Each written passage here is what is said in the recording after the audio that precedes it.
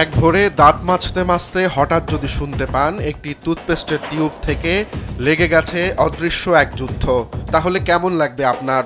আয়নার সামনে দাঁড়িয়ে কেউ হয়তো ভাবছেন এ শুধু দাঁতের ক্ষয়রোধের লড়াই নয়, এ আসলে দুই মহাশক্তির অহংকারের দ্বন্দ্ব, যা গড়িয়ে পড়ছে টুথব্রাশের নরম তুলিতেও।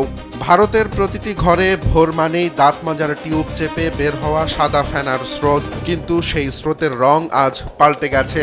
কারণ কোন টুথপেস্ট টিউব হাতে নেবেন, এই প্রশ্ন আজ শুধু স্বাস্থ্য পরিচর্যার নয়, বরং দেশপ্রেম আর বিশ্বায়নের টানাপোড়েনে প্রতীক হয়ে উঠেছে।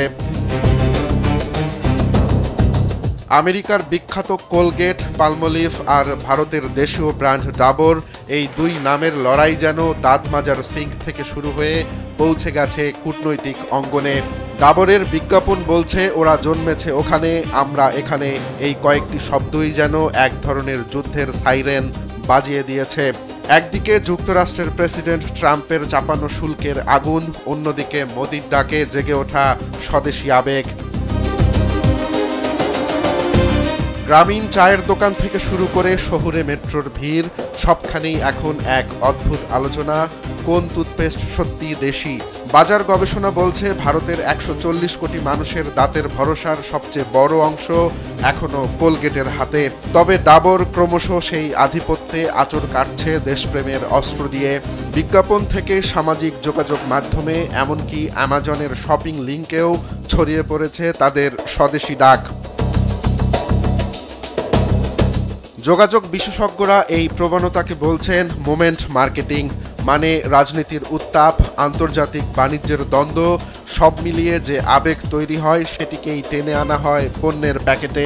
ফলে দাঁত মাজার মতো দৈনন্দিন অভ্যাসও হয়ে যায় এক অদৃশ্য রাজনৈতিক মিছিল। বিষয়টা একরকম রূপক বটে। যেমন দাঁত আমাদের দেহকে সুরক্ষা দেয়, তেমনি ব্র্যান্ডের লড়াই আসলে জাতির আত্মমর্যাদার প্রশ্নে এসে দাঁড়াচ্ছে। একটি ছোট টুথপেস্ট টিউব এখন আর শুধু দাঁত মাজার প্রয়োজনীয় উপকরণ নয়, বরং সবকিছু ছাপিয়ে সেটি হয়ে উঠছে এক অন্যরকম আবেগ, যেটি দেশের জাতীয় পতাকার রং ধরেই মিশে গেছে বাজার দখলের প্রতিযোগিতা আর দেশপ্রেমের কণ্ঠধ্বনিতে। অতএব ভোরের আয়নায় যে মানুষটি দাঁত মাজছেন তিনি হয়তো জানেন না তার টিউব চেপে বের হওয়া সেই সাদা ফেনায় আজ ধরা পড়েছে এক বৈশ্বিক কূটনীতির প্রতিচ্ছবি। দাঁত মাজা যেন পরিণত হয়েছে নীরব প্রতিবাদের ভাষায়, কিংবা হয়তো অচেতন সমর্থনের কোনো এক স্লোগানে। এবার বলুন তো, এ যুদ্ধে আসলে কে জয়ী, দাঁত, ব্র্যান্ড নাকি দেশপ্রেম? রোমান্স তালুকদার, কালবেলা।